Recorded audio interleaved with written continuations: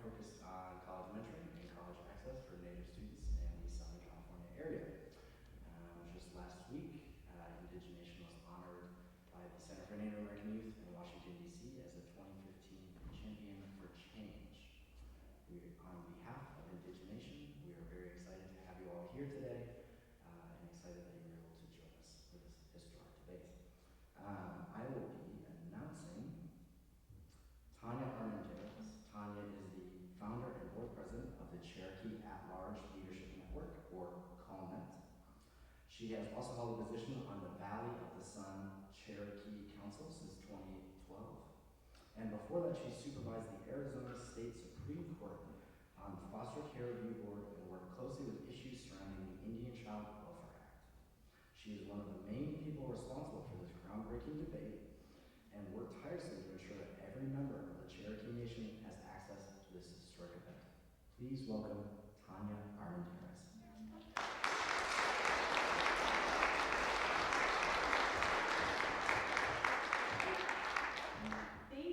Thank you. This is exciting. It's exciting to see a full room, and again, I thank you for coming. I'm here to talk about a man who has been very kind in lending this institution for such a wonderful event, and that is President David Oxtoby. Pomona College President David Oxtoby is a powerful advocate for liberal arts education, often speaking across the world on its distinct educational model benefits. A highly respected leader in U.S. higher education, he has served as Dean of the Division of Physical Science at the University of Chicago and as the chair of the Harvard University Board of Overseers. An internationally known physical chemist, Oxtoby was inducted into the American Academy of Arts and Sciences in 2012. Under his leadership, Pomona College has added more science and art offerings and new areas of study, including computer science, media studies, and neuroscience. President Oxtoby has been particularly supportive of the arts and their role across curriculum in helping to spur creativity, leading efforts to increase resources, visibility, and capacity. He's also been a strong supporter and advocate for Native initiatives at Claremont colleges. Oxtoby received his bachelor's degree in chemistry and physics, summa cum laude, from Harvard University in 1972, and his PhD in chemistry from the University of California, Berkeley in 1975. Ladies and gentlemen, I give you President David Oxtoby.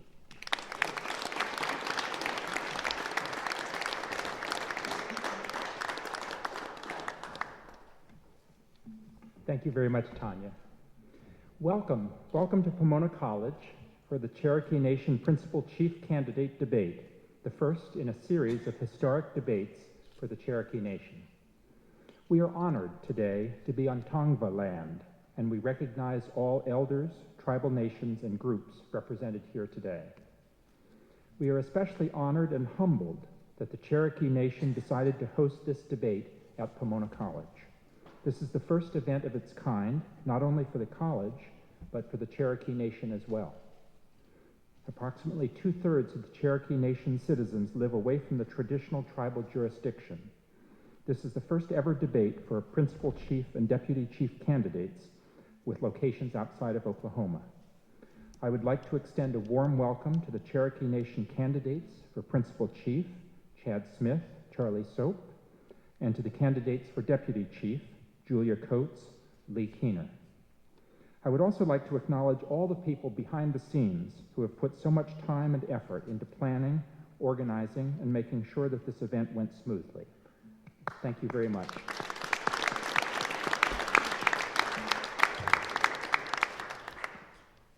Our community sincerely wants to develop a strong and meaningful relationship with the Cherokee Nation and Indian country, and we hope that everyone feels welcomed on campus. Now I'm pleased to introduce the moderator of today's debate, Adam Valdez. Mr. Valdez is a well-known business consultant in many industries, including film, real estate, employee benefits, human resources, nonprofits, tribal government, and Indian gaming. He has more than 25 years of business experience and has been trained by some of the world's top accounting and management consulting firms. He's a certified public accountant and holds a master's degree from Golden Gate University, one of the top tax schools in the country.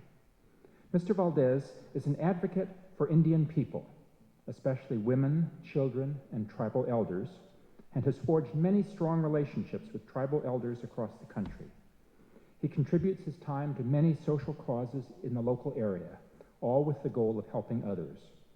Originally from Oklahoma, Mr. Valdez has lived in Los Angeles since 1986. He has worked exclusively in Indian country since 2009. Thank you, Mr. Valdez, for moderating this debate.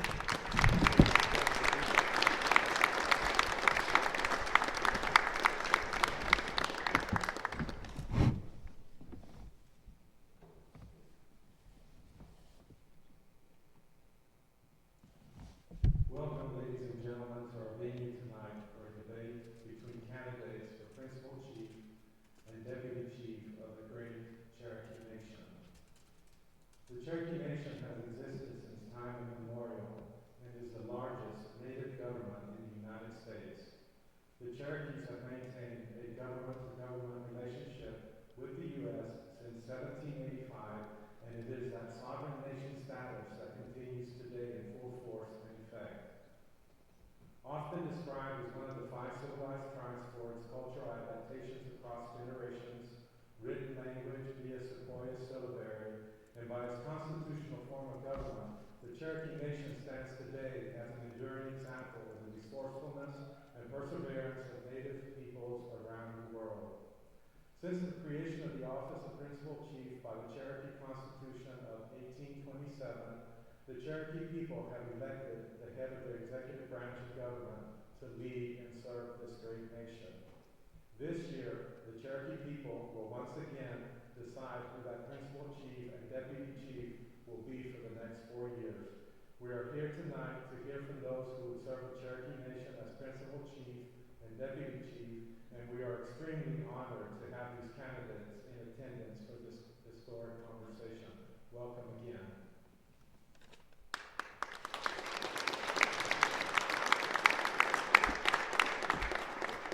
Our first candidate for Principal Chief is Mr. Chad Smith.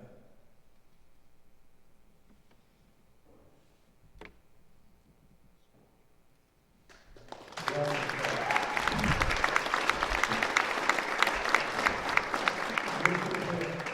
Mr. Smith comes from a long line of Cherokee patriots and leaders. The majority of Chad Smith's professional life has been dedicated in service to Indian people. His leadership evolved from many years of hard work starting in the early 70s. Mr. Smith served the nation under former Principal Chief Wilma Mankiller's administration as the tribe's Director of Justice and Tribal Prosecutor. He also served as the tribe's Director of Planning during Ross Wimmer's term as Principal Chief. Chad was Principal Chief of the Cherokee Nation as the nation entered the 21st century. He oversaw positive initiatives to design a tribal management system that is not only efficient and effective, but also culturally Cherokee. Chad has always embraced the historic Cherokee value of education. His experience and dedication serve all Cherokee citizens as we prepare future generations to carry on the Cherokee way and grow our nation. Chad's educational background includes a Juris Doctorate from the University of Tulsa Law School, a master's degree in public administration from the University of Wisconsin, a master's degree in business administration from the University of Nevada, Las Vegas, and a bachelor's degree from the University of Georgia in education. Welcome, Mr. Smith. Well, thank you very much.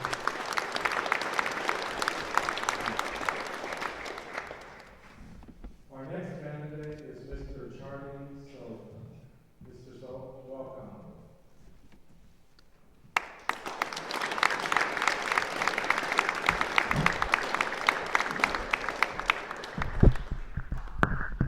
Charlie Soap, a full-blooded bilingual Cherokee and powwow fancy war dancer, has a bachelor's degree in education from Northeastern State University.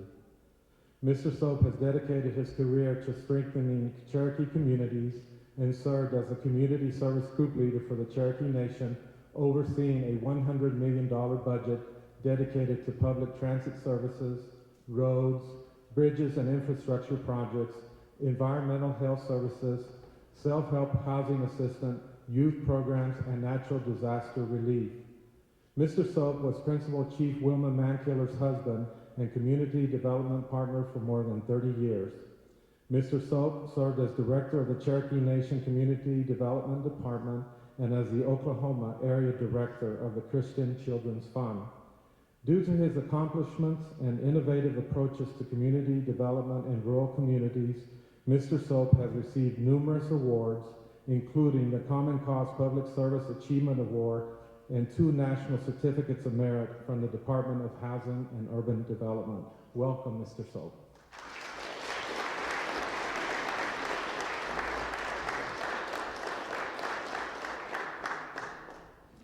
I would like to introduce Mr. Lee Kinner.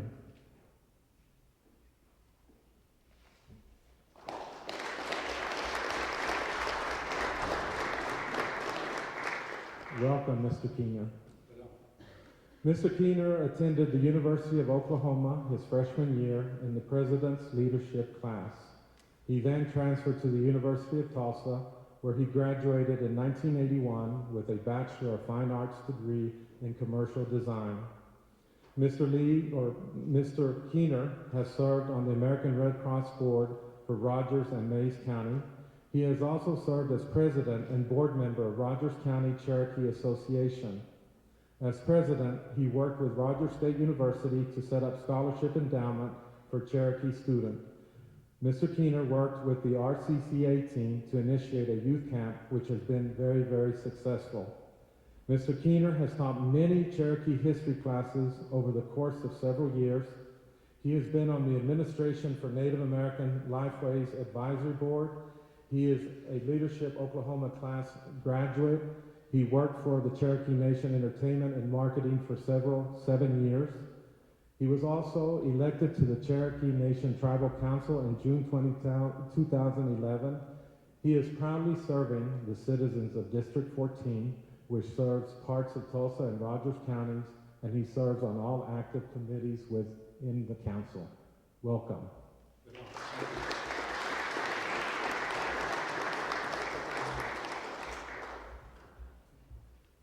Our next candidate for Deputy Chief is Julia Coates. Welcome, Mrs. Coates.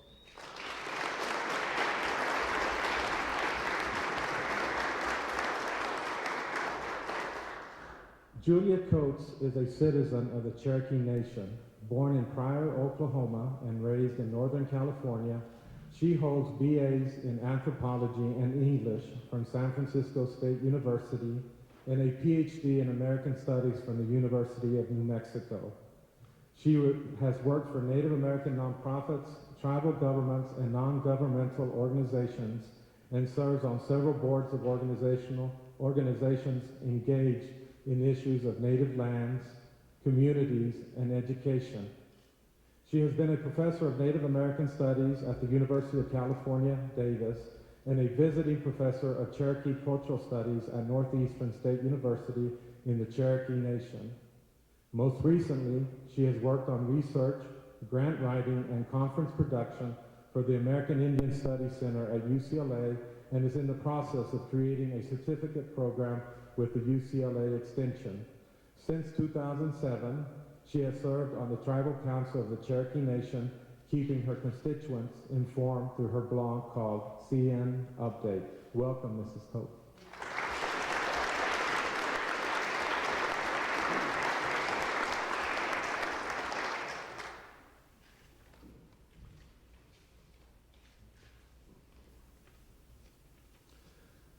Well, thank you. It's a lovely evening, and I welcome everyone. And I just want to say thank you to our Creator for bringing us all here together from many different nations. I want to acknowledge also the Tonga people. The Claremont colleges are located on their ancestral land, and I have a good relationship with one of the tribal elders, Julia Bogany, so I just want to welcome you.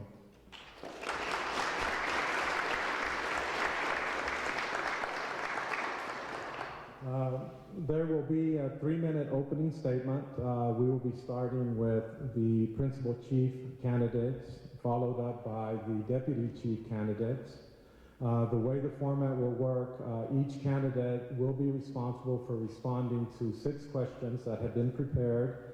Mr. Keener will be the first one out the gate with the questions for the principal chief, and Mr. Smith will be the first one out the gate. I'm sorry. Mr. Keener will be the first one out the gate for the deputy chief, followed by Mr. Smith on the questions for the principal chief. You can begin, Mr. Smith, with your opening statement. Thank you. I am Chad Cortázar Smith, candidate for Principal Chief. I am here to ask you for your vote. The Cherokee Nation existed before the United States was ever formed. The Cherokee Nation is a family of families and a community of communities. The preamble of our Constitution sets out the purpose of our government: to preserve our sovereignty, enrich our culture, achieve and maintain a desirable measure of prosperity and the blessings of freedom. We have been the underdog for centuries, but we have prevailed against overwhelming odds and decided our own future. We have a legacy of facing adversity, surviving, prospering, and excelling. Every Cherokee citizen has a say in the future of our nation. You will decide the nation's future and fate based upon who you choose as principal chief. Will the nation grow and go forward as it should? Or will it be a petty, self-serving political machine run by non-Cherokees? Will we as a people strive to live up to that great Cherokee legacy and pass it on to our children?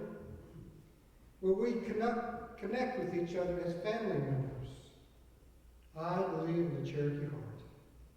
Within me burns the desire to live up to the expectations of our parents, provide for our children, and make our Cherokee communities a better place to live. I believe with my great-great-grandfather, Redbird Smith, 100 years ago, when he said, "We are endowed with intelligence, loyalty, spirituality, and industry. We should get back on the pathway of greatness."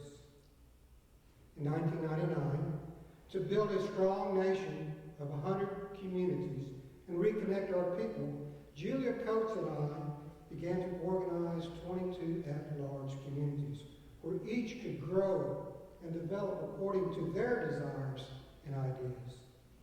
We provided assistance to communities. We treated each with respect. We offered our wildly successful history course. People saw for the first time the phenomenal depth and power of our history, which inspires each of us to be a better people, to live up to the expectations of our ancestors. Over 7,000 took that course. The most basic transparency and accountability is for elected officials to appear before the Cherokee people. 15 seconds. Thank you. To appear before the Cherokee people and answer questions and defend their actions. So, where is the current principal chief? Thank you. I am here to answer your questions with candor. Mr. Sof, it is your opportunity to provide your opening statement. Señor Ricardo, sobre este, cosa here, hasta con, which is the coast of Rihanna, the good stuff, to the big law. My name is Charlie Soap. I'm a full-blood Cherokee, born and raised in Stillwell, Oklahoma. I was raised in a traditional home that was Cherokee as our first language. We went to stomp grounds, in ceremonies, and my parents were in the ceremony circle healers, and our elders were always working together, talk through questions and issues facing our communities and our nation. Leadership was determined by trust and respect, not dollars and ballots. But times have changed. People listened to one another and together made decisions benefit all. While we can debate issues and questions tonight, and I'm sorry all the candidates couldn't make the time to be here, we can't answer every question or problems we will face as chief. What we can do is show you who we are and how we will approach leading this great nation. As chief, I will continue to listen to everyday Cherokee people, business leaders, educators, health professionals, veterans, so forth. And I will work with our communities to address the issues and problems, along also included with the Cherokees at large they want to address. I want our Cherokee Nation to be strong with good leadership.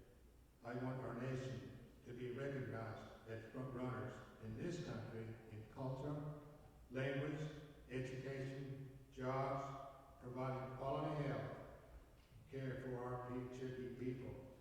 Taking care of our elders is very important, one of the top priorities. Also preparing our youth as leaders for the future of the Cherokee Nation. I can't say I have all the answers, but together with the wisdom of our people, we can build a stronger nation that respects and honors our past while providing a future we can all be proud of as Cherokees. Thank you for letting me say those words. Thank you very much. Much appreciated.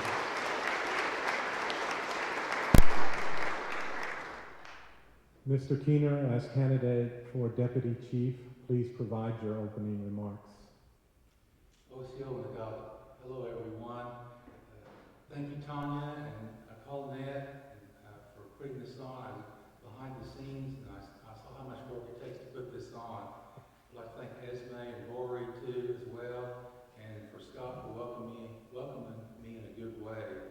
And also I'd like to thank President Hawkstubby and Pomona College for hosting us this evening in this beautiful facility.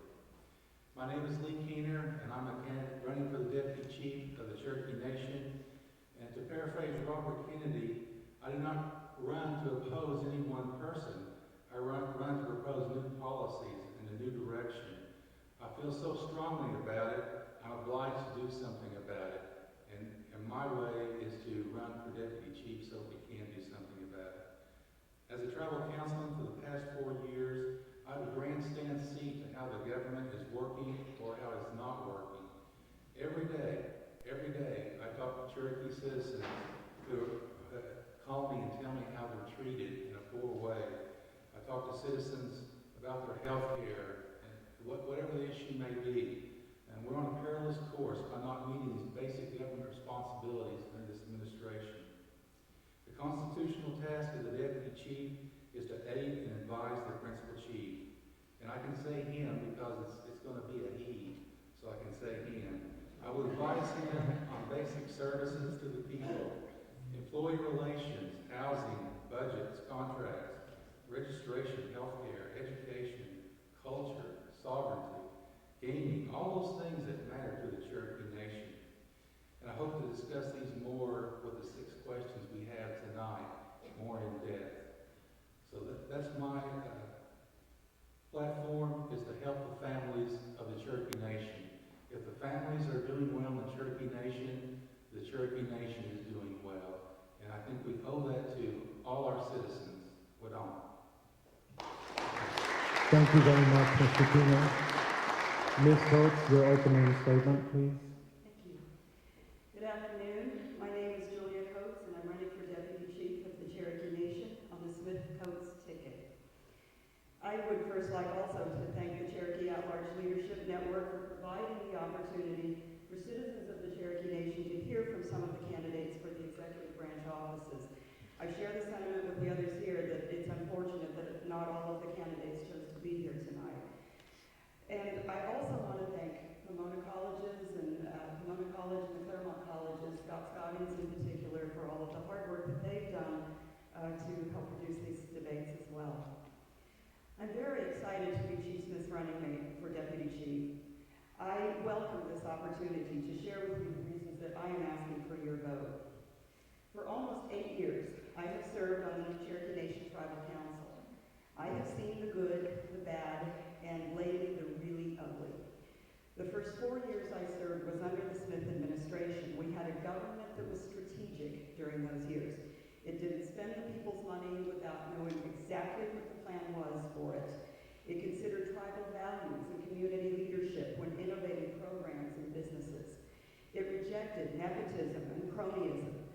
provided a safe space for the courts, the press, law enforcement, and employees to function fairly and without fear, and it worked. But in the past 4 years, we have seen the ugly. We have been asked to provide tens of millions of dollars for half-baked health expansion and business development plans. We have seen increasing control exerted over community efforts and tribal values that are given lip service and superficial performances that ignored in action. We have seen efforts to take the government and businesses into the shadows and restrictions on nepotism lifted. We have seen intimidation of the free press and employees and a decrease in the confidence of Cherokee Nation citizens in the courts and law enforcement to be free of the political winds. In the past 4 years, I have had to stand up more than I ever expected to need to. The first 4 years have not prepared me for it, but my family did. Like you, I was taught to not be silent, to not just take it, to stand up for what was right, and to resist that which was wrong. I have done that over these past 4 years. I have challenged the doublespeak and the spin. I have made extraordinary efforts to make sure my constituents are informed. I have fought for transparency, for equity, for strategy, and for the rights and respect for at-large citizens. 15 seconds. Standing up is daunting. I don't deny it.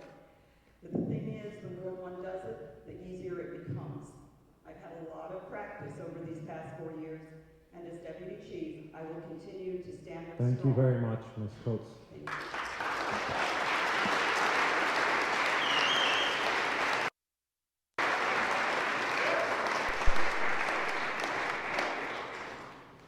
The first question will come out for the Principal Chief candidate, Mr. Smith. You will have 2 minutes to respond, and Mr. Soap, you will have 1 minute to rebut, and then we'll switch the order around for the question. Mr. Smith, what are your thoughts on the Cherokee Nation fostering economic development and entrepreneurial opportunity for the nation with Cherokee citizens outside of the traditional tribal boundaries? The Cherokee Nation is a sovereign, but the reality of it is sovereignty is only meaningful if you can enforce it. And you can enforce it with a sound business strategy and economic development. One of the main reasons that people left Oklahoma, Cherokees, including Mom and Dad, was to get work, to be able to support themselves and their family. I see a very dynamic partnership between at-large Cherokees and the Cherokee Nation in creating jobs where jobs are needed. At-large Cherokees have such phenomenal wealth of intelligence, of business exposure, of contacts that could all inure back to the Cherokee Nation in building these businesses, in developing markets, of expanding of educational opportunities, of training people. So it's a natural bridge, and it's a strategic bridge that would benefit both the nation back in Oklahoma and all of our citizens across the country. Thank you very much. Mr. Soap, your rebuttal. I think what I hear from the community people, I'm speaking for mainly when I talk about is the issues that I hear from the people. Is in terms of the economic development, talking about jobs or in the local areas. Most I hear is that there's really no jobs available when you talk about our rural areas in the Cherokee Nation, because most of the jobs are going to places like Tulsa, Catoosa, Rolla, and the central part of the Cherokee Nation is there's really no jobs being made available to the people. Thank you very much. Do you wish for me to redirect the original question as your response? Excuse me again, I'm here. Do you want me to restate the question so that you can provide your 2-minute response? If you didn't address the question you asked Chad, is that what you're saying? That is correct. Some of the sound to me is not coming down very good. That is correct. Okay, go ahead. What are your thoughts on the Cherokee Nation fostering economic development and entrepreneurial opportunity for the nation with Cherokee citizens outside of the traditional tribal boundaries? I think it's good that the entrepreneurs and the economic development is taking place outside groups out that need jobs, just like those Cherokees back home. And I don't think they should be kept in those jobs. And but also I think there needs to be a better planning where we can all strategically locate those jobs where the at-large Cherokees can really benefit those jobs that's made available to our entrepreneurs. So that would be my answer to your question, sir. Thank you very much. Your rebuttal, Mr. Smith? Cherokee intelligence can be invested back in the Cherokee Nation, and it's a great bridge. You've got scientists, you've got accountants, you've got all sorts of entrepreneurs who would actually love to come and retire in the Cherokee Nation and bring that intelligence with them, bring those markets, bring that creativity. And that's what's so great about the Cherokee people, is it's a great fountain of intelligence. One of the things I would like to do is create a welcome home office so Cherokees would have a gateway to come and make those contributions back in their homeland. Thank you very much. The next question is directed to the candidates for Deputy Chief. Mr. Keener, how do you plan to make the role of Deputy Chief a dynamic part of the Cherokee Nation's agenda? That's a very good question, and I do have an answer for that. I've thought about that a lot. I'm going to roll up my sleeves and get to work. As Deputy Chief, I would pledge to try to go visit every Cherokee citizen I could. I would try to go to every function they had, no matter if it was within the nation or in another state, wherever, at large. I would try to work with the chief more than has been in the past. I try to get involved with Cherokee Youth Choir more, send them out, be involved with all aspects of education. That's very important. One of the good things about education is that it's something we can offer maybe not just the ones in the district, but help the ones outside the district, to bring them home, to give them maybe a scholarship, and then have an internship for them as well. I see a lot of things for our youth. That's where it's going to start. With the immersion class, I would want to see that be strengthened up. I would want to see our language and culture strengthened. As of right now, it's being the budgets are being slashed for that. Some of the programs are being abandoned, and we really need to keep strong on that every chance we get. And so that's one aspect of having a youthful enthusiasm, if you will, for the Cherokee Nation again. Well, Thank you very much, Mr. Keener. Your rebuttal, Ms. Coates? I share Mr. Keener's sentiment that the Deputy Chief is a very exciting opportunity. It hasn't been well developed by the people who have served in that office recently. And I've often said it's the best job in the Cherokee Nation because you actually get to work on projects in depth. And I think it's a wonderful opportunity to be able to develop initiatives that one may be interested in oneself. Thank you. And how would you respond to the initial question? How do you plan to make the role of Deputy Chief a dynamic part of the Cherokee Nation's agenda? I would be a working Deputy Chief. I'm not a person to sit around and take things easy very much, I think, as many people in this room know. As the best job in the nation, there are a lot of things that I have pondered in preparing for this. I think that with the at-large people, we have talked many, many times over many years about a spirit of volunteerism. I would like to really connect at-large community organizations with community organizations at home and develop the sister cities or sister community kind of projects that we have talked about. I'm very, very interested in initiatives of community education. I'm interested in projects of sustainable development and how we can make connections along those lines as well. And I'm also interested in projects around women and children. I think that all of the things that the Deputy Chief has traditionally been involved in are very, very good projects. But I think that my interests are to do even more and to innovate even more and things that are really substantial and can really feed into the Cherokee Nation's growth. Thank you very much. change in strategy. Each candidate will be given 2 minutes to respond to the initial question, and then we will alternate a rebuttal on those particular questions of 1 minute intervals. The next question is for Mr. Charlie Soap. What is your understanding of gender equity within the government and businesses of the Cherokee Nation? And what measures will you employ to ensure that wages and salaries for women are equal to those of their male counterparts? Could you repeat the question, please? Yes, sir. What is your understanding of gender equity within the government and businesses of the Cherokee Nation? And what measures will you employ to ensure that wages and salaries for women are equal to those of their male counterparts? I truly believe that the wages and salary for the women should be equal to men or people that's holding those positions. And with the where the women are placed, I had experience in the past where that was not true, and especially one of the departments that I was in early years, this was way back, and I experienced where they, some of the leaders were saying that the women should not be paid is equal to the men, and that was sort of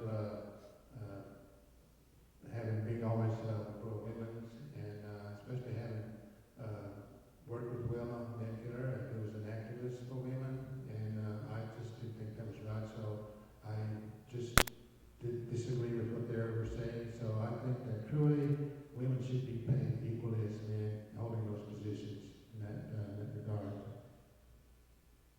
So. Thank you very much. Same question, Mr. Smith. Thank you. So I have 2 minutes? Yes, sir. Okay, good. Women's equity is an interesting question because the Cherokee thought we got our life from our matrilineal heritage. Women control. They provided the essential leadership. And we can see that in the Cherokee Nation during my administration. I had 22 group leaders or executives. 18 of them were women. And why did they have those positions? Not by the virtue that they were women, but by the virtue they were the ones who could best do the job. And so within the Cherokee Nation, we've always believed that women should be challenged to assert leadership because that is our historical calling. And we ask them to step up and help our families grow, and help our nation grow, call them in to task because often we need to. And I can tell you, when we have a government that has active and full participation by women, you won't be debating wage equity because there will be equity. When they're at the table making the decisions, helping design the programs, moving the Cherokee Nation forward, that becomes a new issue. I do believe many of our women's programs need to be developed with leadership aspects and prepared for the advancement and the challenges that faces the nation. But I can tell you myself that I am driven by a very progressive woman, and that's my wife, Bobby Gail Smith. And 15 seconds. and when she says things are something in the community and the Cherokee thought, we listen. Thank you. Mr. Soap, do you have a rebuttal to Mr. Smith's statements? I also think in the work, with the workforce of the Cherokee Nation, I think there needs to be a career path where people go to work, especially for all women, that they have if they get hired at the casino at a lower level, I think they also need to have an opportunity to step up to a much higher level job to qualify. But I think there needs to be work on that because so many we see would just be in a lower level in the ground floor. And I know there's a lot of smart women out there that can really benefit, and I've seen that in the past. And so I think they need to be given an opportunity to hold much more responsible positions. 15 seconds. Thank you. There we go. Mr. Smith, do you have a rebuttal? I have a question. Yes, sir. What does that yellow sign mean? It means 30 seconds before you finish your response. Or let's play ping pong. One of the two.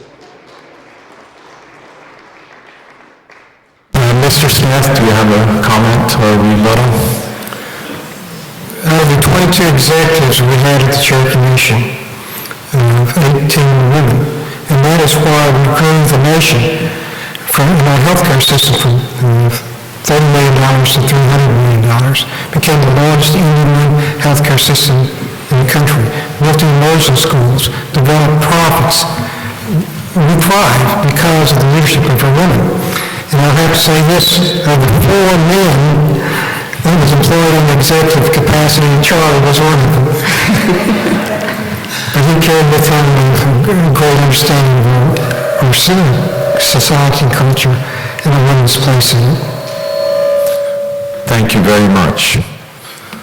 The next question is for Ms. Coates as Deputy Chief of the Cherokee Nation. How would you strengthen relations between Cherokee citizens living within and beyond traditional tribal boundaries? This has been the consuming work of my time with the Cherokee Nation over the last 15 years. I have thought about this and strategized this for close to 2 decades at this time. There are so many exciting things, I think, that could be done. The Sister Communities programs was just one that I mentioned. But the intelligence, the talent, the gifts that Chief Smith is talking about here, these really, really need to be developed. And I know many, many Cherokee people who want to give back, who want to provide something in terms of assistance and help and training and all of the rest for people back home. There's a lot that folks back home have to offer to the people at large as well. And I think it's imperative that we get these networks established in a really strong way.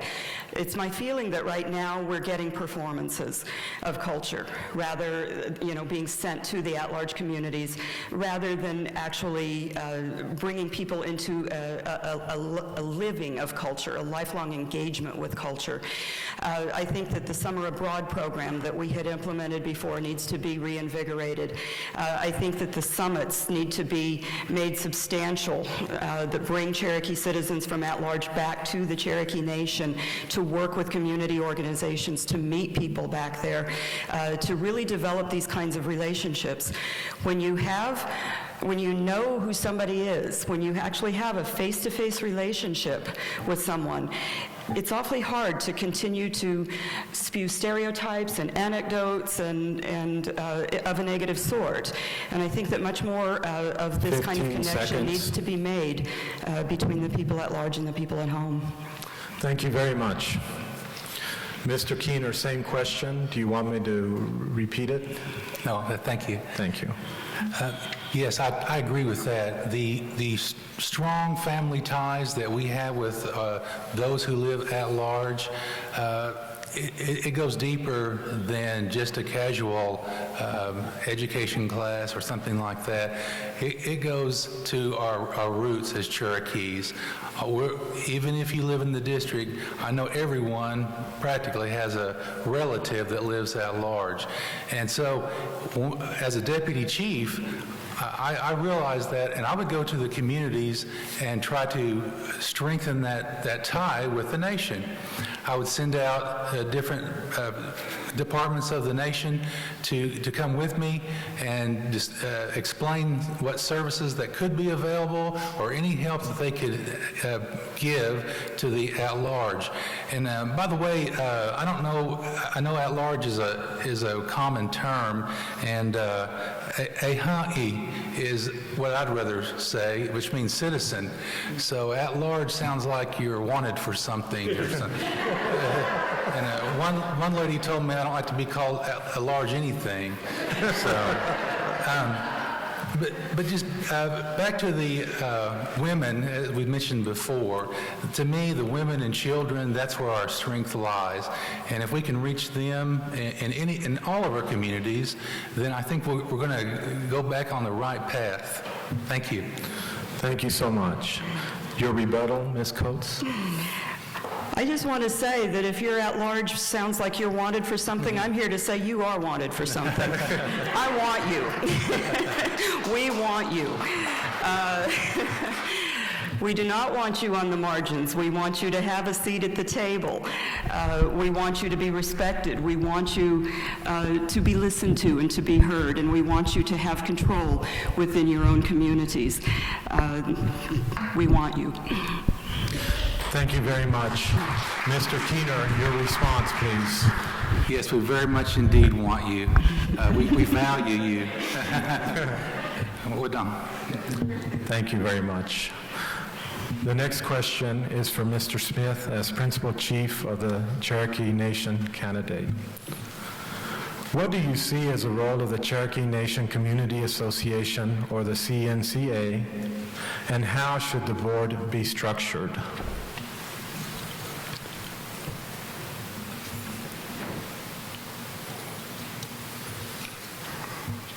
In our early days, Julian and I wanted to help organize at-large communities.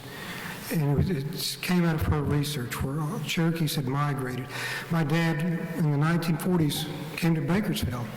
And he said, you know, there's a picnic, a Cherokee picnic with 3,000 people showing up. And he went to that picnic one day, and some guys were standing around talking, and they said, you know, if Cherokees can't own, Indians can't own land in California nowadays. And one of the guys standing there was Cherokee too. He said, well, I'll fix that. And they looked at him and said, huh? He says, yeah, I'm the Attorney General of California. The point being is that we want every community to grow their intelligence, to grow their leadership, to grow and manifest what's important to them, whether it's culture, language, genealogy, heritage, art, music, Cherokee literature, whatever that community finds the most interesting to grow into.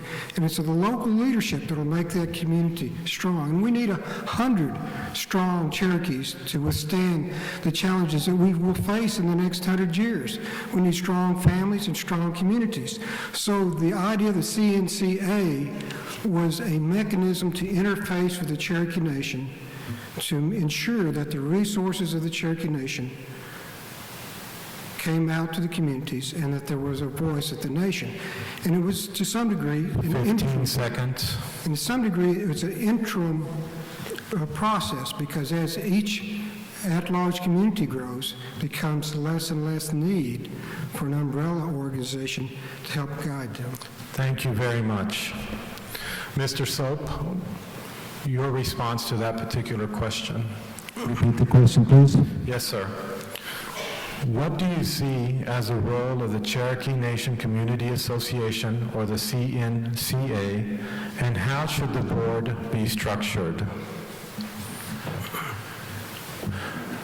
I think the association, from what I understand, plays a big role in the at-large and even back home. And agreeing with Jed's comments about they do have an important role and an important say in our nation. And also, I think that the assistance that the nation gives to the at-large, from what I understand, what I hear back home, could be much more improved and supported that way. Thank you very much. Your rebuttal, Mr. Smith. And a good example of how the communities, at-large communities, are growing and developing leadership is CallNet. The role of the Cherokee Nation Community Association is becoming diminished because that was a tribe side of the formula. As CallNet grows and the 22 communities come together and assert the leadership among and between themselves, the nation should acknowledge that organization, cooperate with that organization, support that organization, and listen to that organization. And you see the product here. This is the product of that leadership growing. Thank you very much. The next question is for candidate for Deputy Chief, Mr. Keener. Technical innovation and resources have increased significantly over the last decade and have made it possible to learn the Cherokee language. What further measures will you support as Deputy Chief to preserve the Cherokee language? Well, certainly with the computers and all the advances of that, it has been a real boon to our language. It was said to me that we don't learn our language, we absorb our language. I think with the combination of having the computer in front of you and having a class for a while, then it would be a good idea to send some teachers out to maybe have an immersion class with those students and really talk to them and answer questions face to face. And I think that would be a good thing to do as well. Certainly the computers can go a long way on how to say things, but you have to talk to somebody and really hear it to really understand and get the nuance of the language. I'm always learning Cherokee, and it's fun to me. I have a Cherokee word of the day and say a word, but really it's good to put sentences together and learn that way. I know once I do send out a Cherokee word of the day, then there's lots of comments and more questions. So if we get someone in front of them after they take that class, then that would be, I think, most helpful. Thank you very much. Ms. Coates, your response on the same question? 2 minutes? 2 minutes. Okay, thank you. The idea of language preservation is a terminology I've always sort of found offensive in a way. I think language perpetuation should be more what we strive for. We still have speakers, and one of the things that's been very dismaying to me in recent months is that a program that had been developed at NSU, at Northeastern State University, to really develop teachers of the Cherokee language and feed them into the immersion school has been defunded, and we've switched over so that now we have 5 people who are handpicked for that specific purpose. Now, the program at NSU educated many more people than simply the people for the immersion school, and I think we forget sometimes that those students out of the immersion school and all of us need a community of speakers to interact with. And by reducing that or eliminating that at NSU, we have reduced the possibility for community beyond the regular channels of our immersion school and other ways of perpetuating our language. But I will say that one thing about having a written language and a written syllabary and the use of the technology nowadays is that we can record those sounds. And so there is hope. There is hope for the future always. If we can perpetuate a written language and a language that we can hear, because we do have that history of literacy within us, we can do quite a bit over time to revitalize this. The other thing I'm very interested in is the connection of language to worldview. And for those of us who maybe are not ever going to be very fluent in Cherokee, I think that the translation of the concepts of the language into worldviews are something that we can greatly benefit from, and I'm interested in exploring that more as well. Thank you very much. Mr. Keener, your rebuttal. Yes, I think it needs to be structured, whatever it is. So if there is a course online, and that's good. But then, as I say, let's follow up with someone from the community who's a speaker and pay their way to go out there and spend some time with the students. And so they'll enjoy it more, I think, if they're able to converse like that. Because it's very hard when you don't go to the bank, you don't go to the grocery store, you don't go to school and speak Cherokee. It's hard to keep it up. Thank you very much. Ms. Coates, your rebuttal. And again, I would just state that I think that there are a variety of strategies that we should be employing, and I'm just sort of very dismayed that we seem to be putting our eggs in one basket on this. If that basket doesn't carry, then we are going to have some problems. But I think the technology does open up a number of opportunities for us, and that we should go forward with hope. Thank you very much, Ms. Coates. The next question for Principal Chief Candidate Soap is this. Citizenship is key to the continuance of our nation. However, reports of registration delays are frequent. As Chief, how would you address this particular issue? One more time, please. Yes, sir. Citizenship is key to the continuance of our nation. However, reports of registration delays are frequent. As Chief, how would you address this particular issue? I'm sorry, but I apologize, but the sound is really not cooperating with me. But it's, I think if I understand you correctly, the citizenship is very important. The increasing number is there. And I think that one thing that I keep hearing again from the community people is it takes so long to get your registration in place. And I don't think in the past it has been that much of a problem, but it seems like somehow there seems to be an influx of people who want to be registered, and that is something that I think maybe hiring more staff or I don't know what it is, but seems to be dissatisfaction from the people in the communities about how long it takes to get your citizenship in place. So there's got to be a remedy for it, and so, but that's about what I have to say. Thank you very much. Mr. Smith, same question. Thank you. The registration department tells us that it's at least a 2-year wait for your child or grandchild's membership card, tribal citizenship card, even though the registrations department has been doubled in the last 3 years. So the real issue under the Baker administration is a priority of the work.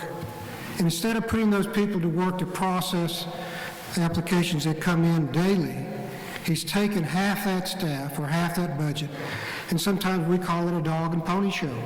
They go out to communities, 10 and 12 and 14 of them, and spend a weekend in different communities issuing a tribal ID card. A tribal ID card is very valuable, but if you look at the priority of the work, isn't it better to have those people at home, back in the office, processing these applications because they're necessary for healthcare, education, Indian preference, and take care of that work rather than being out, using that as a draw for a political statement.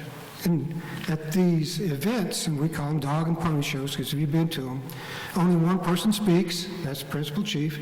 He does his political sermon, and then the staff's there, they feed, and that's the end of it. No questions asked, no answers given, no invitation to learn more about the Cherokee Nation. So the long and short of it is this. If you've got scarce resources, you invest them where they matter most. In this instance, processing those citizenship applications is the highest priority. Thank you very much. Mr. Soap, your rebuttal, please. I don't have no comment, sir. Thank you very much. Thank you both to you. Ms. Coates, as Deputy Chief Candidate, the next question is for you. In what ways would you uphold the sovereign and inherent rights of the Cherokee Nation in intra-tribal conflict? In intra-tribal conflicts? Intra, yes. Okay, within our tribe. Within your own tribe. Okay. There are a couple of important issues. One in particular, I think, where sovereignty is at stake, and it's very critical, in my estimation, that the Cherokee Nation prevail in this. These are, of course, the issues with the United Kituwa Band, and I want to state in advance that the members, the citizens of the United Kituwa Band, are Cherokee people. They are good people. They are our family members, our relatives, our friends. So we're not talking about the people. What we're talking about are two different governmental entities, two different organizations that are competitive for jurisdictional territory. It's a very, very complex situation. I'm well versed with the history of it. I've tried to inform and educate a number of people through my blogs and through history courses about the legal history of this. But what I would fundamentally say about this is that this particular intertribal dispute, which in my estimation is the most serious one that we face today, is a federally created dispute. This is something that was started by an action of the federal government in 1946. If you go back and look at the transcripts of meetings and things that the United Kituwa Band was holding in the early 1960s, you can clearly see them trying to resist the Bureau's efforts to bypass the Cherokee Nation and telling the Bureau to go to the Cherokee Nation instead, that the Kituwas were a part of the Cherokee Nation. Unfortunately, within the last 30 years, that perspective has changed on the part of the United Kituwa Band, that they are a part of the Cherokee Nation and with the Cherokee Nation.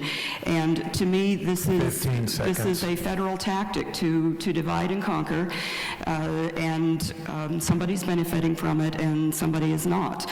Thus far, we have prevailed, and we expect that we will continue to prevail. Thank you. Thank you very much, Ms. Coates. Mr. Keener, your response to that question.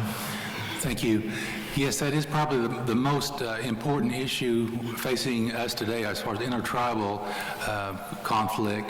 And my grandmother's on the 1949 base roll of the United Kituwa, so we do have those relatives in common.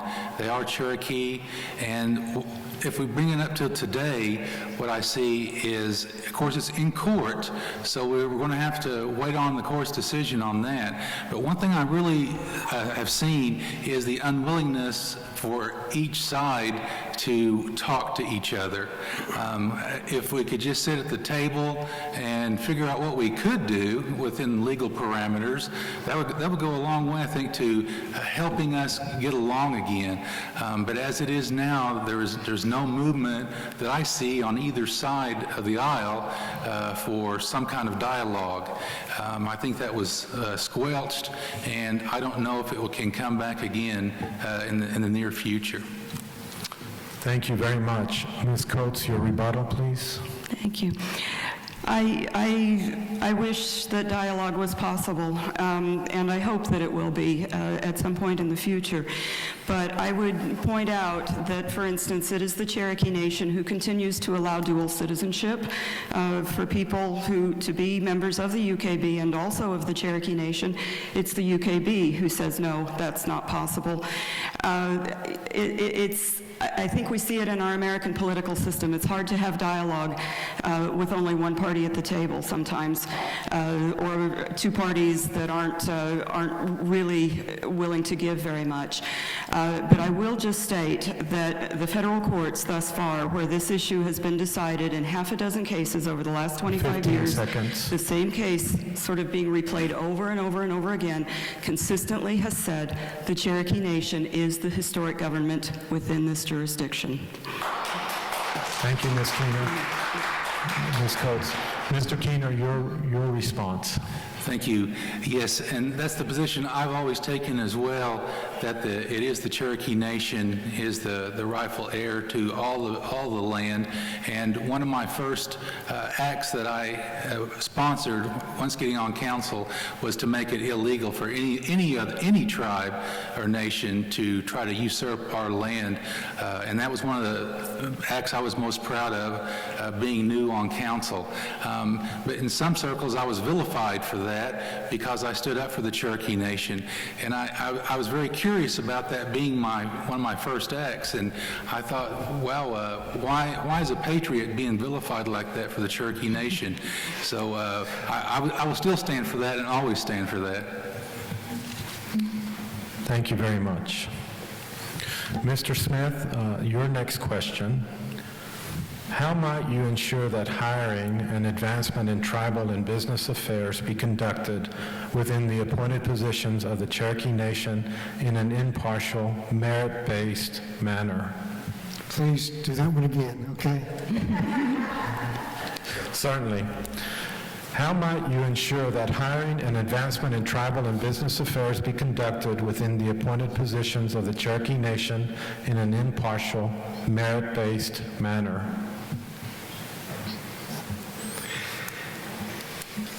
How do I ensure that hiring at the tribe and businesses would be in an impartial manner based upon merit?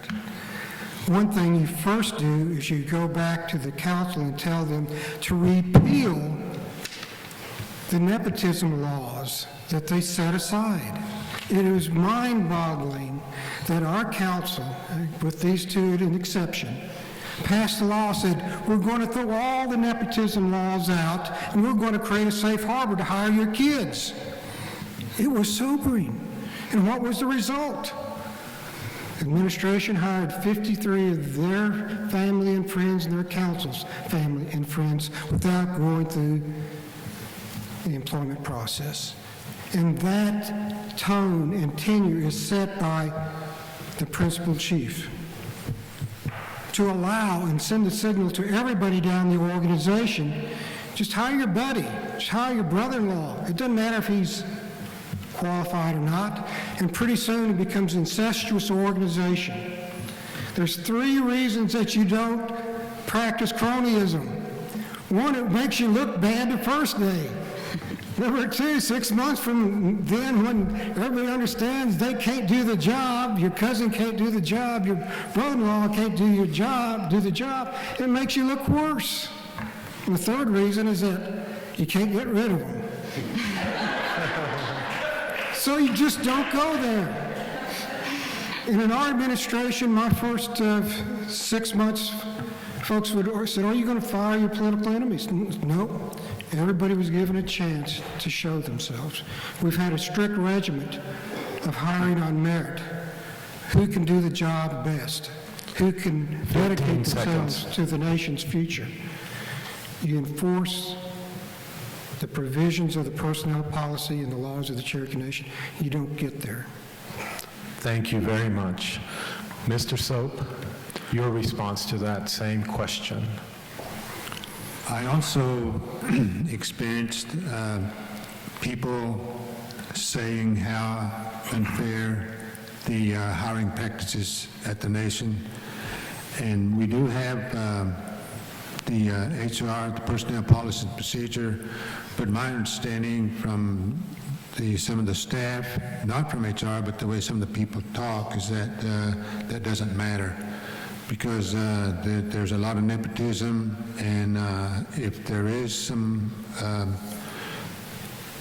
someone brings out an argument about the hiring practices, they're pretty well shot down, and they're not really the ones that's calling the shots for hiring practices. So there is a lot of nepotism, and also I think what's unfair about it is some of the people that were let go from this administration, and thanks to Chad Smith, had to got him reinstated. But what I heard was, that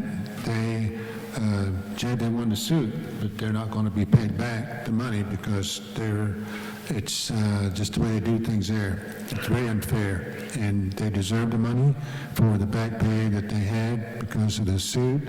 And from what I hear, I hope it's still being in a situation where that they will get their money, but from what I hear, they're going to let the time run out and they're not going to get the money. That's very unfair because these families have children, they need house payments, they need car payments, they need groceries and this and that. So anyway, that was something that I thought was very unfair practice on the part of the administration. Thank you very much. Your 1-minute rebuttal, Mr. Smith. I'm up close and personal with this issue. I have 27 clients as a lawyer that have been wrongfully discharged by the Baker administration. The first 4, it took 3 appeals to the Cherokee Supreme Court to have them reinstated because of failure to follow fundamental due process. The Cherokee Nation cost the Cherokee Nation tons and tons of money, 3 years of back pay for the first 4. And that continues. That continues. And it's wrong. These families have had their lives disrupted for over 3 years. And it's a drug out in the courts, And these first 4 were because they failed to support the principal chief. And these are not the top decision makers. 15 These are the seconds. second-tier staff employees that he reached down in the organization and fired because they didn't support him. That's wrong. That has to change. Thank you very much. Your rebuttal, Mr. Soap. I have no comments. Thank you very much. Next question to Mr. Keener. As Deputy Chief, what would you do to improve relations between the nation's counselors?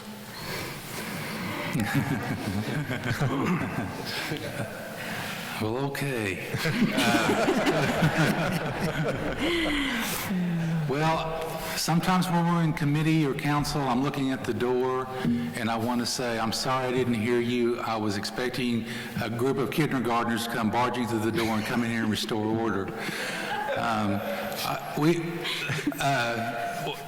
It's leadership. So, not to talk bad about any one person, but there's a body of 17. So it's incumbent on all of us to get along.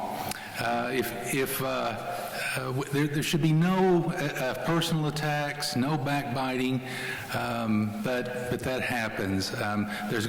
When I first came on council, I was naive. I thought we're all going to sit around and do what's best for the Cherokee Nation.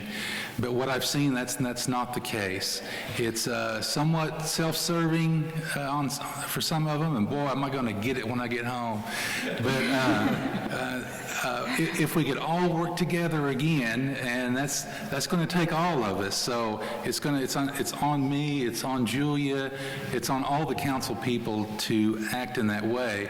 And I think most of us do, but it's really a bad look for the Cherokee Nation. It's an embarrassment sometimes, their antics, just like cutting our travel off.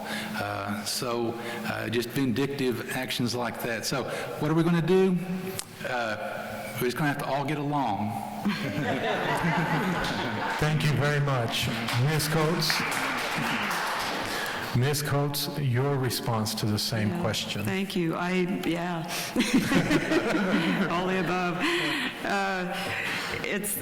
I've been physically assaulted in these last 4 years on this term. And I was sharing this with someone who was a longtime employee of the BIA, and they said to me, oh, that's nothing. That's not like the time when the burrito came flying across the table at me when I was working with the 8 Northern Pueblos or something like that. So this is unfortunately a problem that occurs in politics. You know, we see it in the United States system as well, unfortunately. It's hard, you know, it's very, very hard. We can't control what other people do. And all we can do, I think, is to control ourselves. And I have tried, while standing up and being forthright, to do it in ways that are civil, that are respectful. But unfortunately, it frequently is not met with the same. And it's difficult to know what you can do about others. All you can really do is remain true to yourself and continue to behave yourself as you know you should. But ultimately, I think this is coming from the top. I think that we just have something here where this kind of incivility is not simply on the council, it's running throughout the entire organization in many respects right now. And we need leadership that will restore a sense of integrity, a sense of civility, leadership that tells us it's not okay to act this way. The blocs on the council are not out there by themselves. They are aligned with the administration or not. 15 seconds. And if a certain bloc is behaving badly, then the administration, it's incumbent on them to say, no, this isn't acceptable. But that hasn't happened. Thank you very much. Your rebuttal, Mr. Keener. Thank you. Going out to the communities, I visit with a lot of people, and one thing I've discovered is the people are nothing like their representation in some cases. Like, where do these people come from? It's so important that you look and you get informed about who to vote for. short of electing the right person who's civil and willing to listen to someone else's point of view, I don't know what it's going to take. But so that's why your vote is so very important. Thank you very much. Your response, Ms. Coates. I was in the majority bloc in the first 4 years that I was on the council, and we look at ourselves oftentimes, the others who are still serving alongside me, and we say, we were not like this when we had the majority, were we? And I think the best evidence that we were not is that we did not vote as in lockstep with each other. We had trouble, actually, holding on to people, convincing people, because we were people who thought independently, and I think that's healthiest, to tell you the truth. It's unfortunate that today things like travel and other things about the council are being used as political weapons. I would hope that we can just develop policies that are equitable instead of having to go to legislation or even the Constitution to make sure that the at-large representatives are treated fairly alongside the others. Thank you very much. Well, we have entered the final phase and final question of the evening for both categories of candidates. And the final question goes to Mr. Soap. How will you, as Chief of the Cherokee Nation, preserve sovereignty to ensure the integrity of the Cherokee Nation for all the current and future citizens? I think sovereignty is a big word. I don't know if a lot of people understand the meaning of sovereignty.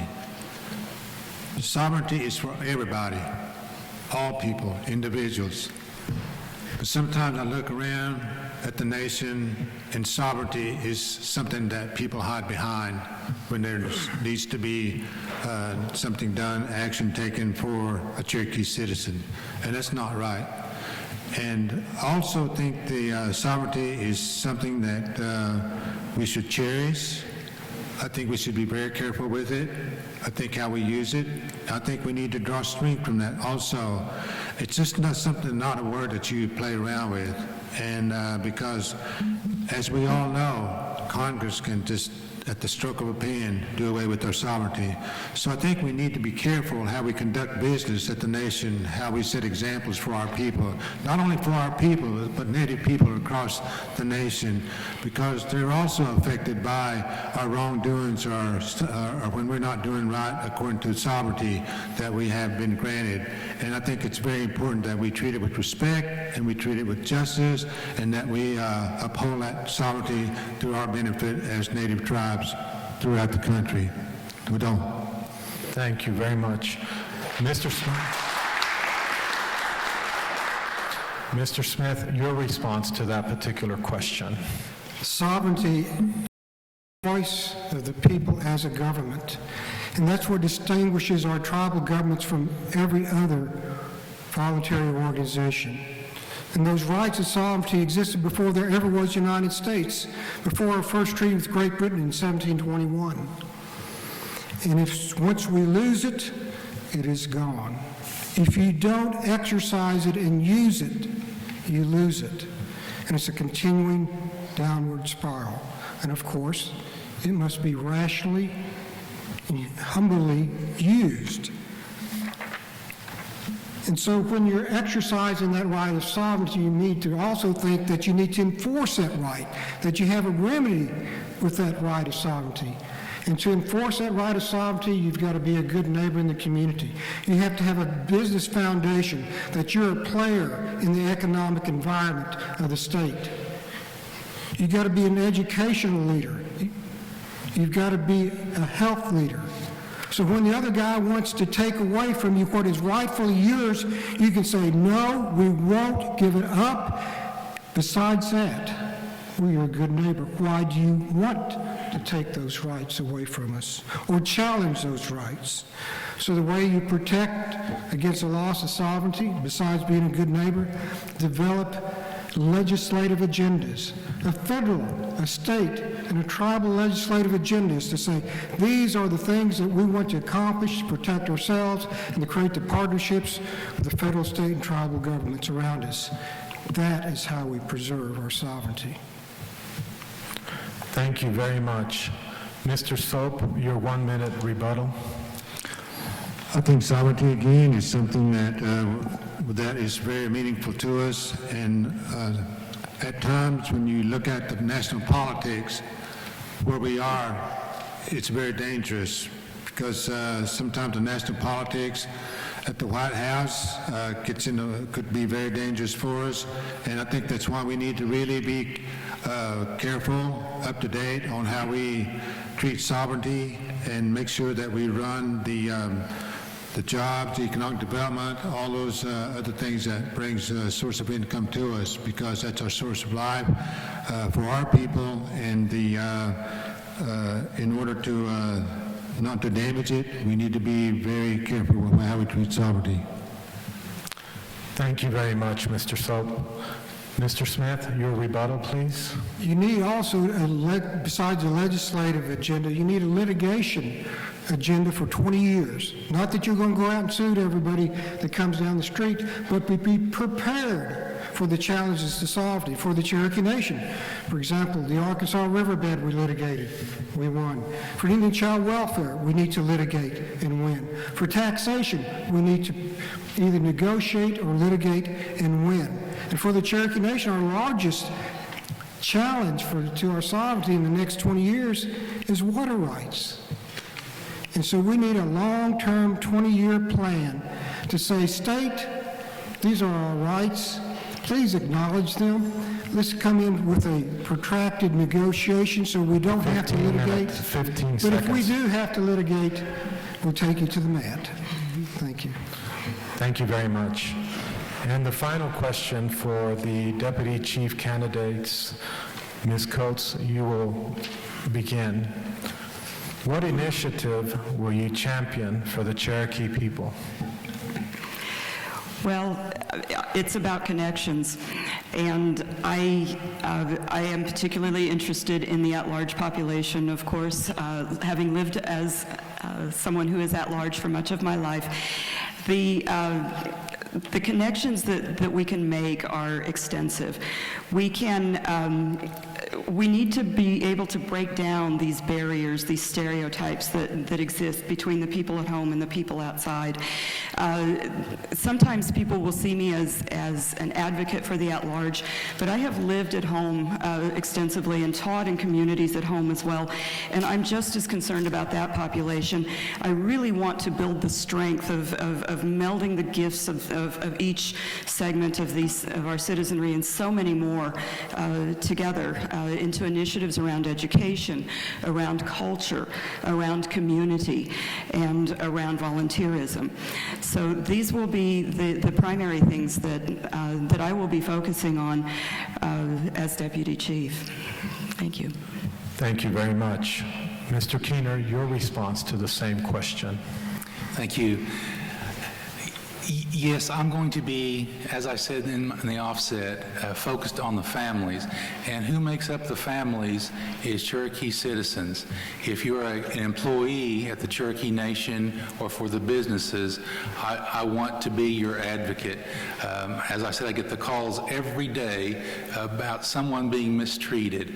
The most highly valued people in the Cherokee Nation right now, as far as salaries, are non-Cherokee. I want to work with Taro to bolster up the Cherokee Nation businesses and do away with no bid contracts. I get the calls from the Taro vendors too that they can't get any work from the Cherokee Nation, but some friend has got it or something like that. So the main emphasis will be on restoring the value of a Cherokee citizen individually, if it's for work or it's for their registration or for health care. We have a myriad amount of issues that we'll be facing to try to get back on track. 4 years ago, the Cherokee voters voted for change, and they got it. And it's going to be, we won't be able to do that all in the first day, but that's what we're going to work toward the whole 4 years. Thank you. Thank you very much. Ms. Coates, a rebuttal? I would just also add that one thing that gets overlooked sometimes is that the role of the deputy chief is also to support the principal chief in the initiatives of that administration. I think it's important for the deputy chief to be aware of everything that's going on, to be part of meetings, to be informed about policy, to understand sovereignty, to understand development, to understand nation building, all of these very, very large sorts of questions. Because we don't know, as deputy chief, when we might need to step in. And we had an example of this in 2011 where we had an acting principal chief, the deputy chief, who was in that office for about 6 weeks, and yet that was just enough time to cave in on a federal lawsuit. So it's important that the deputy chief should also take these large sorts of roles as well as their own initiatives. Thank you very much. Mr. Keener, a response? Yes, I couldn't agree more.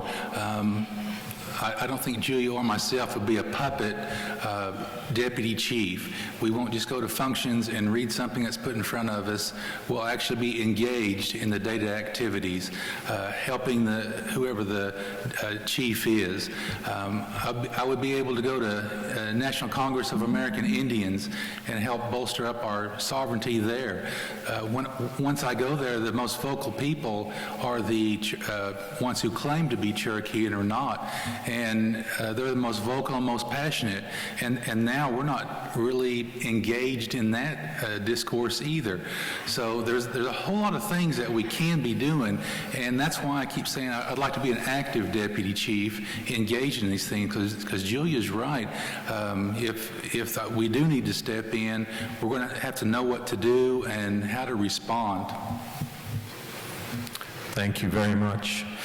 We have entered the final phase of the debates. Thank you very much for all the good information that you've provided. You will have an opportunity to present a 3-minute closing statement. We will start with the principal chief candidates, and then we will go on with the deputy chief candidates.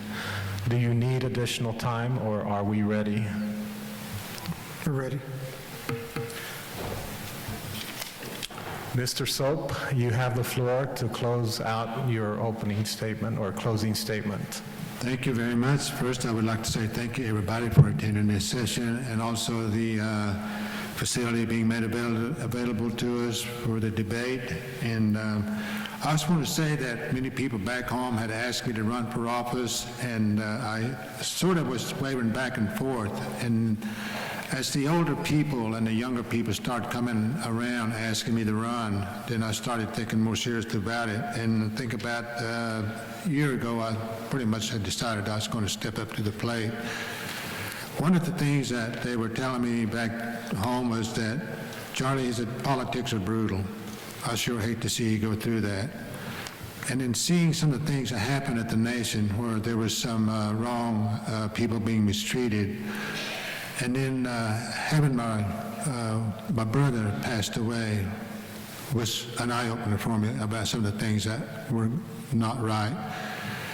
And that's when I decided that I would step up to the plate and run for office. And when people were sort of saying, Charlie, are you really going to do this? I said, yes. When I think back about the people, our people that were moved from our homeland on the Trail of Tears, cold winter months, they came through the mountains, crossing the streams, ice cold water, no blankets, no coats. Some of them, as many of you know, that many died on the way. And I thought, you know what? There's many people that have stepped up to the plate that were bold enough to say, I want to take a stand for my people. And I will take my licks as they come. Because those people that came across the Trail of Tears, it was much worse then for them. But where we are today is who made us.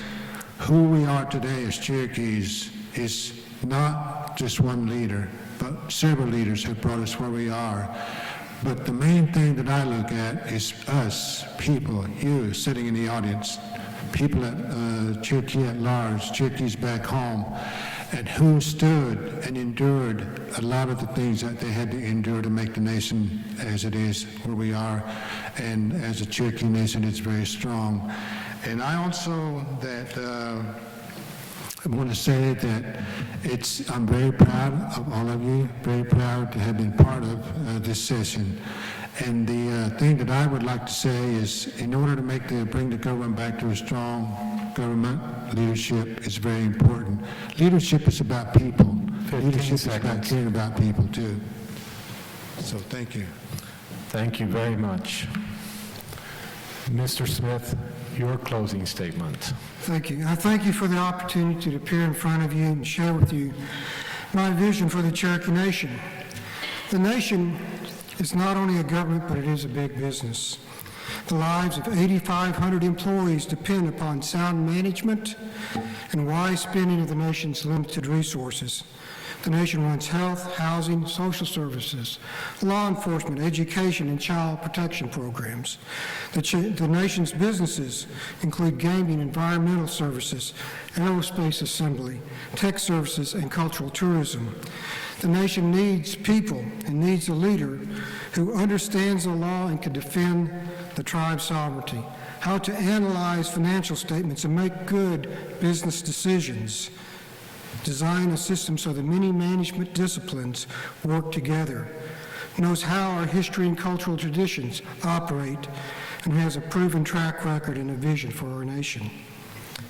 Unfortunately, the current administration embraces gang politics of nepotism and cronyism and incompetence and self-dealing and the con. The rich are getting richer and the poor are getting poorer. My track record as principal chief is that during my tenure in the Cherokee Nation, we increased health care funding from $18 million to $330 million, became the largest Indian-run healthcare system in the country. We started the youth choir with 10 CDs published, 40-hour history course, 7,000 people completing it. Cherokee language show, developed the immersion school, where by the second grade children are fluent and literate in the Cherokee language, and even established an heirloom seed bank. We increased tribal revenues 12 times. We're the first tribe in the country to pass the Independent Press Act and passed the Freedom of Information Act. The first tribe in the country to start a university-level program to teach the Cherokee language. We created 5,000 jobs and the day training program where individuals without work could show up and get a day's wages. We put 287 families into homes each year. And we assisted 24 Cherokee satellite communities to grow all over the nation and strengthen the nation today and for tomorrow. Voters must decide who best can lead the nation and to navigate the diversities that we will face. 15 seconds. I delivered when I was your principal chief, and I will deliver again and more. So I ask for your vote so we can get back on the pathway of greatness. Wado. Thank you very much. Ms. Coates, your closing. Thank you. I want to thank again CallNet, the Claremont Colleges, and also the Tongva tribe and Elder Julia Bogany, who is here as well. We're on their territory in this debate. I recognize that I have been really, really blessed with a number of experiences throughout my lifetime. It began with my family that, although I grew up in California, we went and spent summers back with the grandparents in Oklahoma every year of my life, a family that thought it was important to retain those connections. It continued with an education that brought me into issues around tribes and development and society and culture. It continued with internships where I worked with other tribes. I was able to go around and see reservations and visit and learn and do work with nonprofits and other tribal organizations, and I could see what the conditions were that tribal peoples all over this country lived in. It continued with a reconnection to ceremonial people in the Cherokee Nation, where I learned that it was a good thing to just shut up and sit still and be quiet and listen and watch for a long, long time, and some things would be revealed to you. And all of this was brought to culmination for me when I was recruited and asked to teach the Cherokee Nation history course, because at this moment I was able to interact with employees, I was able to interact with communities, community people there in northeastern Oklahoma, and finally to be able to bring it out on the road to the at-large people.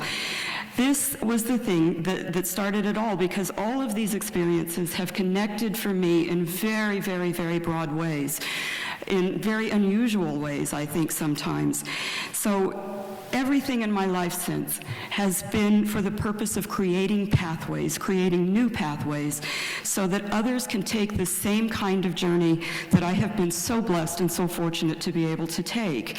There is simply nothing better than being Cherokee. This is a passion for me, for everyone in this room, I think, and it has been so marvelous to be with people and to think about this. There is so much that we dream of, there's so much that we can do, but we cannot move forward as long as our energy and our resources are being squandered. I want a return to leadership that keeps our eyes focused on the high road. I want a return to leadership that acts with integrity and fairness. I want leadership that has new ideas and innovates. That leadership is Smith Coates. It's who we are, it's who you are. And we ask for your vote. Thank you. Thank you, Ms. Coates. Mr. Keener, your 3-minute closing. Thank you. Well, thank you. It's been an honor to be here tonight amongst you, and I'm really humbled that I'm in this position where I can be running for deputy chief. My father, whom I lost recently, he didn't have the advantages of some of the of us. He was born in Moody's, and he told me as I was getting, when I got on tribal council, he said he never dreamed that his son would be able to take the oath of office on tribal council, because he lived as a Cherokee lived. His parents didn't have it as well as he did, and I had a little bit better because of him, and my mom kept our family together. It wasn't always easy, but here we are, and I'm so humbled to be in front of you tonight, being able to speak with this illustrious group, and it's one of the highlights of my life. Sitting around with the elders when I was a kid, playing, not paying attention to them, but I kind of did. And I remember they were always saying, you need to give back to the Cherokee people and do something, no matter what it is. And so that's always been my goal, even when I was a little kid, to come back and do something. So this is my run at deputy chief. I humbly ask for your support. I will, as I said, I will roll up my sleeves and come to your communities and visit with you and talk to you and listen to you. And also, I'm going to listen to the employees, and I don't want any employee to be left behind because they've been passed over by the powers that be. Thank you. Wadon. Thank you very much. I personally thank all the candidates for their time and participation, and wish all of the best to all of you to serve the great Cherokee Nation. Thank you very much.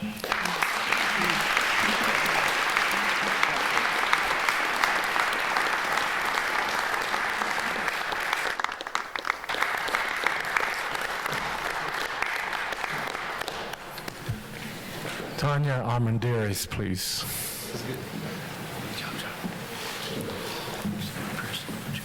It is.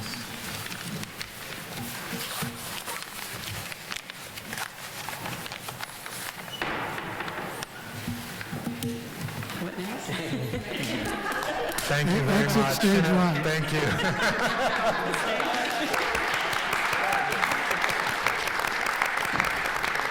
I don't think they were there. They were wonderful. Yes, thank you. If you could all wait just a moment before leaving, we have a survey that would really help us if you would fill that out. Our ushers are passing those out right now with pens. If you happen to have your own pen, that's great. So just will take you a minute if you could just fill that out. They are anonymous, but if you're a citizen and